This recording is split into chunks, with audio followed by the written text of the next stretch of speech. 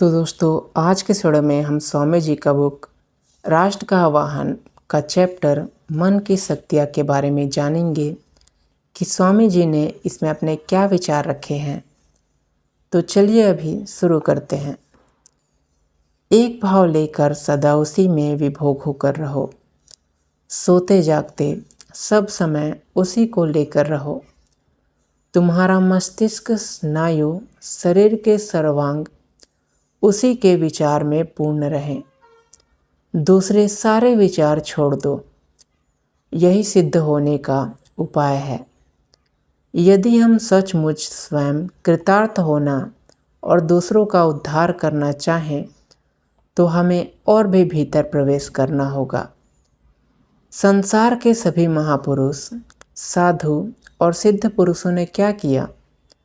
उन्होंने एक जन्म में ही समय को कम करके उन सब अवस्थाओं का भोग कर लिया है जिनसे एक साधारण मनुष्य करोड़ों जन्मों में मुक्त होता है। एक जन्म में ही वे अपनी मुक्ति का मार्ग तय कर लेते हैं। वे दूसरी कोई चिंता नहीं करते, दूसरी बात के लिए एक निमिष मात्र भी समय नहीं देते। उनका पल भर भी व्यर्थ नहीं जाता। इस प्रकार उनकी मुक्ति का समय घट जाता है। एकाग्रता का यही अर्थ है कि शक्ति संचय की क्षमता को बढ़ाकर समय को घटा लेना। यह एकाग्रता जितनी अधिक होगी उतना ही अधिक मनुष्य ज्ञान लाभ करेंगे, कारण यही ज्ञान लाभ का एकमात्र उपाय है। नान्य पांथा विद्यते अयनाय। मोची यदि जरा अधिक मन लगाकर काम करे तो वह जूते को अधिक अच्छी तरीके से पॉलिश कर सकेगा। रसोइया एकाग्र होने से भोजन को अच्छी तरीके से पका सकेगा। अर्थ का उपार्जन हो चाहे भगवत आराधना हो, जिस काम में जितनी अधिक एकाग्रता होगी वह कार्य उतने ही अधिक अच्छे प्रकार से संपन्न होगा। द्वार के निकट जाकर बुलाने से या खटखटाने से जैसे द्वार खुल जाता है, उसी भांति केवल इसी उपाय से ही प्रकृति के भंडारण का द्वार खोलकर प्रकाश बाण के रूप में बाहर आ जाता है। मन की शक्तियों को एकाग्र करने के सिवा अन्य किसी तरह संसार में ये समस्त ज्ञान उपलब्ध हुए हैं। यदि प्रकृति के द्वार पर आघात करना मालूम हो, उस पर कैसे धक्का देना चाहिए यह ज्ञात हो, तो बस प्रकृति अपना सारा रहस्य खोल देती है। उस आघात की शक्ति और तीव्रता एकाग्रता से ही आती है। मानव मन की शक्ति की कोई सीमा नहीं है। वह जितना ही एकाग्र होता है उतनी ही उसकी शक्ति एक लक्ष्य पर आती है। बस यही रहस्य है। कोई शक्ति उत्पन्न नहीं होती, फिर भी उसको ठीक ठीक रास्ते में लगाया जा सकता है। इसलिए जो अद्भुत शक्तियाँ हम लोगों के हाथ में हैं, उनको वश में करना हमें सीखना है और तत्पश्चात प्रबल इच्छा शक्ति द्वारा इस शक्ति को पशु शक्ति न होने देकर देवमय बना देना है। इसी से मालूम पड़ता है कि पवित्रता ही समस्त धर्म और नीति की भित्ति है। मुक्त हम एक क्षण तो स्वयं अपने मन पर शासन नहीं कर सकते। यही नहीं, किसी विषय पर उसे स्थिर नहीं कर सकते और अन्य सब से हटाकर किसी एक बिंदु पर उसे केंद्रित नहीं कर सकते। फिर भी हम अपने को मुक्त करते हैं। जरा इस पर गौर करो तो अनिश्चित और अनिर्दिष्ट मन हमें सदैव उत्तरोत्तर नीचे की ओर घसीटता रहता है। हमें चीर डालता है, हमें मार डालता है और निश्चित तथा निर्दिष्ट मन हमारी रक्षा करेगा हमें मुक्त करेगा।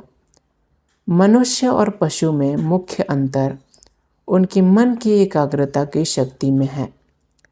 किसी भी प्रकार के कार्य में सारी सफलता इसी एकाग्रता का परिणाम है। एकाग्रता की शक्ति में अंतर के कारण ही एक मनुष्य दूसरे मनुष्य से भिन्न होता है। छोटे से छोटे आदमी की तुलना ऊंचे से ऊंचे आदमी से करो। अंतर मन की शक्ति और एकाग्रता की मात्रा में होता है।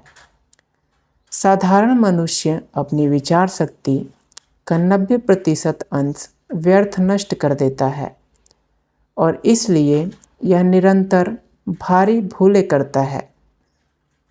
प्रशिक्षित मनुष्य अथवा मन कभी भी कोई भूल नहीं करता। छोटे दिल वालों से तुम किस काम की आशा रखते हो?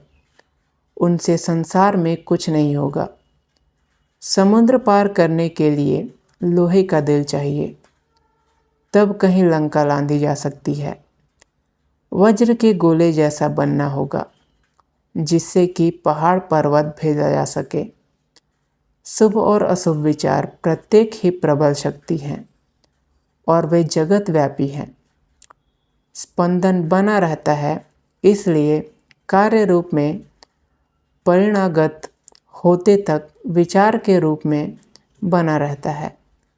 दृष्टांत के तौर पर मनुष्य की भुजा में शक्ति तब तक अव्यक्त रहती है जब तक वह कोई प्रहार नहीं करता। प्रहार करने पर वह शक्ति को क्रियाशीलता के रूप में परिणत करता है।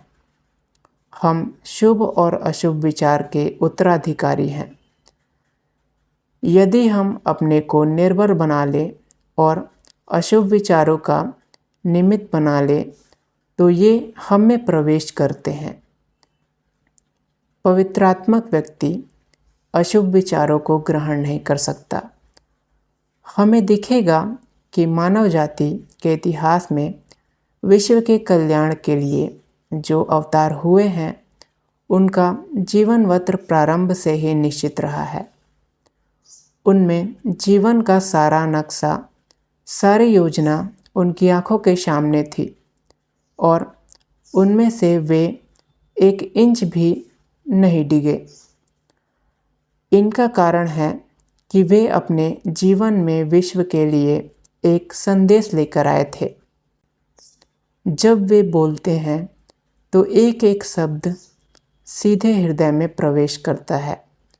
वह बम के समान फूट पड़ता है और सुनने वाले पर अपना असीम प्रभाव जमा लेता है। मेरी वाणी में क्या है?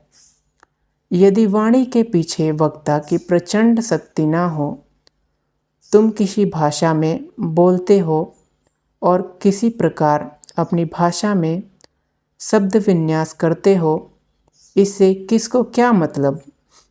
तुम अच्छी लच्छेदार ओजनपूर्व भाषा का प्रयोग करते हो या व्याकरण संपन्न भाषा बोलते हो अथवा तुम्हारी भाषा अलंकारपूर्ण है या नहीं है, इससे किसी का क्या प्रयोजन? प्रश्न तो है कि तुम्हारे पास लोगों को देने के लिए कुछ है या नहीं। यहाँ केवल कहानी किस्से सुनाने की बात नहीं है, बात है देने और लेने की। तुम्हारे पास देने के लिए कुछ है? यही पहला और मुख्य प्रश्न है। यदि है तो दो। कुछ भी करो, अपना पूरा मन, जी और प्राण उसमें लगा दो। मेरी एक बार एक सन्यासी से भेंट हुई थी। बड़े सन्यासी थे। वे अपने भोजन बनाने के पीतल के बर्तन ऐसे चमकाते थे कि सोने जैसे दमकने लगते थे और यह कार्य वे इतने ही सावधानी और तन्यता से करते थे जैसे अपना पूजन और जप ध्यान।